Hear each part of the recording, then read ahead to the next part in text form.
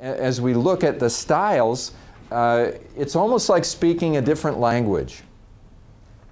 And if you go to China, you know, depending on where you go, it's a very large country. You may speak Mandarin or Cantonese or whatever, but depending on where you go, the dialects may get so different that it's really hard for people to understand. Now, I come from the South, and I don't have a Southern accent, but you know, that would be maybe one of the strongest dialects that we have in the United States, and it's still pretty understandable, so we don't have that problem. So we assume that because we're speaking English, that everybody understands what we're saying. But the fact of the matter is, it's not true. Because in spite of the fact that the language we speak is English, you've got people speaking D, I, S, and C. And it's a different kind of a language. It's not about the words. My first wife used to say to me, it's not what you said, it's how you said it.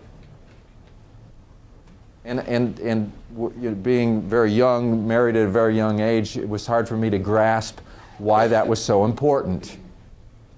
And I understand today that we communicate through a tone of voice. And sometimes people pick up things in a tone of voice that the speaker didn't intend, yet they pick it up. Now, is it there or is it not there? Is the person who's picking it up projecting?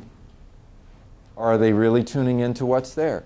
It doesn't matter, because communication, perception is in the mind of the perceiver. And the thing is, if you're communicating to somebody and your tone of voice is speaking something to them, and they're getting an attitude about you because they think you have an attitude about them, and it's creating a separation in your communication, you got a problem. What we have here is a failure to communicate. And whose responsibility is it to make sure that we don't have continual failures to communicate? I say it's the responsibility of the leader. And this is a leadership class. So that means it's your responsibility.